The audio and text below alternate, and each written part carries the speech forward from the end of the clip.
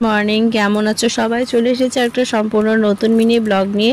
গাছগুলো এই তো সেদিন লাগালাম, কি সুন্দর এখন চারা গাছগুলো বড় হয়ে গেছে। যেদিন লাগিয়েছিলাম তার পরের দিন গাছগুলো কেমন মরা মরা হয়ে গেছিলো বলে মেয়ের আমার দুজনেরই মনটা খারাপ হয়ে গেছিলো। তো কথাই আছে, রাখে হরি তো মারেকে। তো অবশেষে আমার গাছগুলো জল আর পরিচর্যা পেতে পেতে বড় হয়ে গেছে, মানে বেঁচে উঠেছে।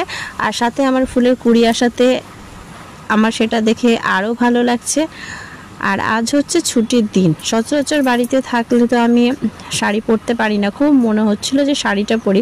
শাড়ি পরার পর বুঝতে পারলাম যে ওই যে দুর্গাপুজোতে এটা ওটা খেয়েছি, তাতে আমার মানে পেটের চর্বিটা বেশ বেড়ে গেছে। আর পুজোর পর থেকে সত্যি কথা বলতে এক্সারসাইজ থেকে তো আমি শত হস্তে দূরে আছি।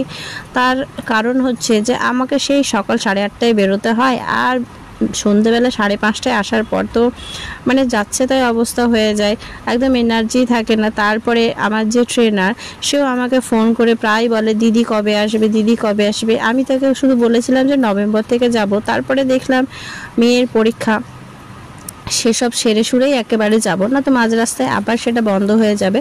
তো যাই হোক, ছুটি বলে আজকে একটু মনে হলো যে এলাচ দিয়ে চা করে খাই। সচরাচর আমি চা খাই না, তো বহুদিন পর খুব ইচ্ছে করলো, সেই জন্য আর কোনো রকম মানে ভাবনা চিন্তা করলাম না। আর সবথেকে বড় কথা, আজকে চাটা খাওয়ার কারণ হচ্ছে যে সাথে রুটি আছে।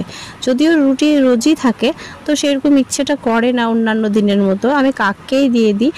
আর আজকে কেন জানি খুব ইচ্ছে করছিল বলে বাসি রুটির সাথে চাটা একদম খাওয়ার জন্য রেডি করে ফেলেছি। আর এখন বসিয়ে দিচ্ছি দুপুরের রান্না। প্রত্যেক দিন তো তাড়াহুড়ো করে রান্না করি, তাই ভাবলাম আজকে একটু ভালো মন্দ রান্না করি। আর সেই জন্য করে নিচ্ছি আজকে ফ্রাইড রাইস। অনেক দিন পরই এবার বাড়িতে ফ্রাইড রাইস হচ্ছে। খুব ভালো করে কাজু কিশমিশ, মানে বেশি বেশি করে কাজু কিশমিশ দিয়ে দিয়েছি, যাতে আমার একদম মনের মতো হয় আর কি। আর চিনিও খায় না, কিন্তু এখানে প্রচুর চিনি দিয়ে ফেললাম, না তো সেই টেস্টটা তো আসবে না। সাথে ঘিও দিয়ে দিলাম, যদিও ঘিটা আমি খাই, ডেলি বেসিসেই খাই।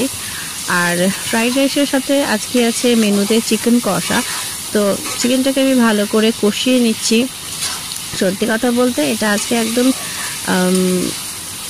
ভাবিনি যে আজকে এই রেসিপিটা বানাবো, হঠাৎ করেই বানালাম।